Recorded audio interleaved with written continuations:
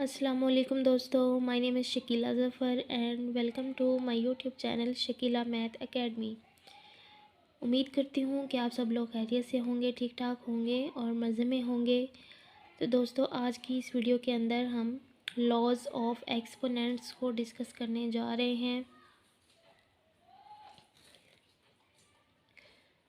तो सबसे पहले हम बेस और एक्सपोनेंट के बारे में थोड़ा सा डिस्कस कर लेते हैं कि बेस और एक्सपोनेंट क्या होते हैं। ठीक है, तो बेस हमारे पास यहाँ पे अगर कोई भी हम रियल नंबर लें, फॉर एग्ज़ाम्पल हमारे पास a की पावर n है, ये मैंने जनरल फॉर्म ली है।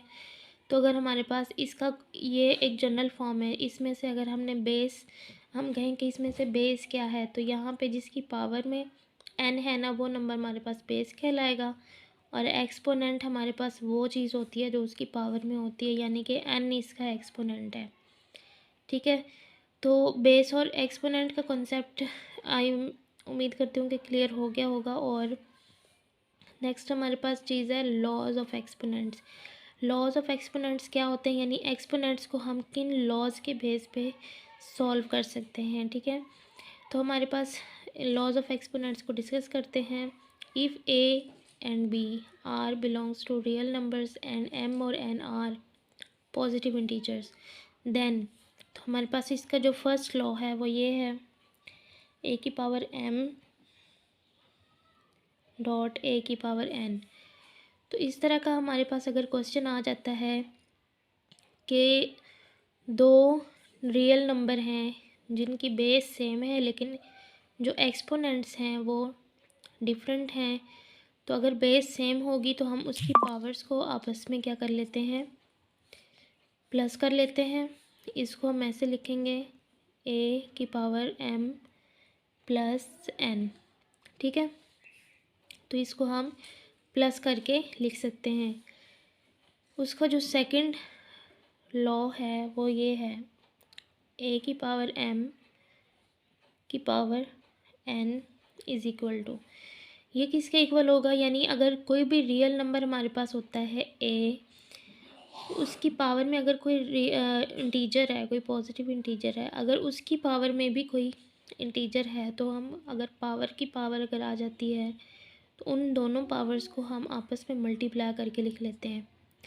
m और n को आपस में मल्टीप्लाई करके लिखेंगे तो इसका ये आंसर होगा। ठीक है, उसके बाद नेक्स्ट हमारे पास आती है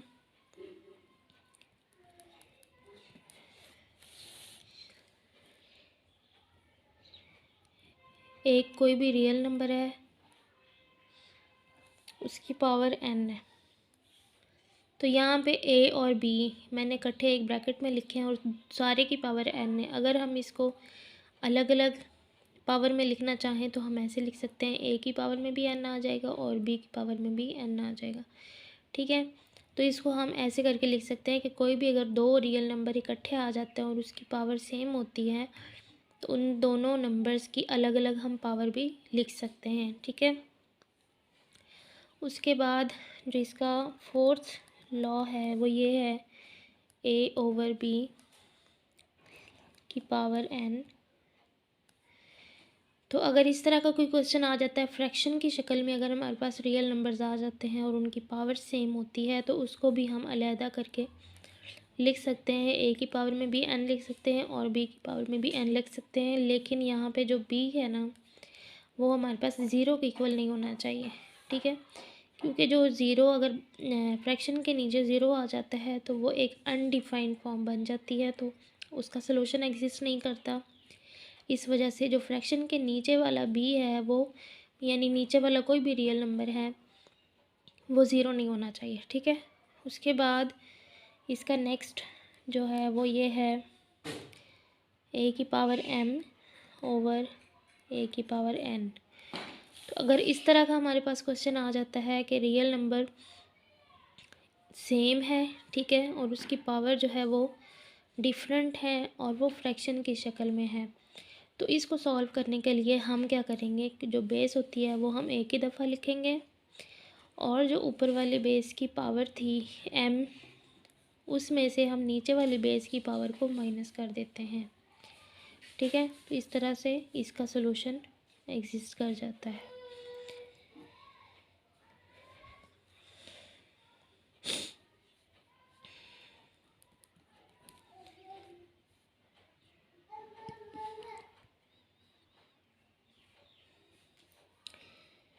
तो हमारे पास इसका नेक्स्ट जो लॉ है वो ये है कि ए की पावर यानी कोई भी रियल नंबर है, इसकी पावर ज़ीरो होती है तो वो हमेशा 1 के इक्वल होती है, ठीक है। और रियल नंबर ए कोई भी हो वो ज़ीरो के इक्वल नहीं होना चाहिए, ज़ीरो नहीं होना चाहिए। और किसी भी रियल नंबर की पावर अगर ज़ीरो होती है तो वो हमेशा 1 के इक्वल होती है। और सबसे लास्ट जो लॉ है हमारे पास वो है ए की पावर माइनस एन। ए की पावर माइनस एन का मतलब है कि कोई भी रियल नंबर अगर हो उसकी पावर में अगर माइनस हो, ठीक है, तो उसको हम पॉजिटिव में मस्बत में चेंज करने के लिए क्या करते हैं, उसको पॉजिटिव बनाने के लिए हम उस रियल नंबर को फ्रैक्शन की फॉर्म में लिख के पावर को प्लस कर देते हैं, ठीक है। और यहाँ पे कोई भी रियल नंबर बटे के नीचे यानी फ्रैक्शन की फॉर्म में नीचे हो तो वो ज़ीरो के इक्वल नहीं होना चाहिए, ठीक है। यानी ज़ीरो नहीं होना चाहिए, उसके अलावा कोई भी रियल नंबर हो सकता है। तो इसको पॉजिटिव में चेंज करने के लिए हम इसको फ्रैक्शन की फॉर्म में लिख लेते हैं, ठीक है। तो आज की इस वीडियो के अंदर हमने लॉज ऑफ एक्सपोनेंट्स, हमारे पास कितने लॉज थे, 7, ये हमने डिस्कस कर लिए हैं। उम्मीद करती हूँ कि आज की इस वीडियो की आपको बहुत अच्छी तरह से समझ आ गई होगी, सारे कॉन्सेप्ट्स क्लियर हो गए होंगे। इसके अलावा अगर कोई क्वेश्चन हो इनके बारे में तो आप कमेंट सेक्शन में ज़रूर मेंशन कीजिएगा। इंशाल्लाह अगर आपको मेरी वीडियो पसंद आई हो तो मेरी वीडियो को लाइक ज़रूर कर दीजिए, शेयर कर दीजिए एंड मेरे चैनल को सब्सक्राइब करना मत भूलिएगा। इंशाल्लाह अब नेक्स्ट वीडियो में हम 2.4 जो है क्लास 9 की 2.4 वो करेंगे, उसका क्वेश्चन नंबर 1 डिस्कस करेंगे। तब तक के लिए अपना बहुत सारा ख्याल रखिएगा। अल्लाह हाफिज़।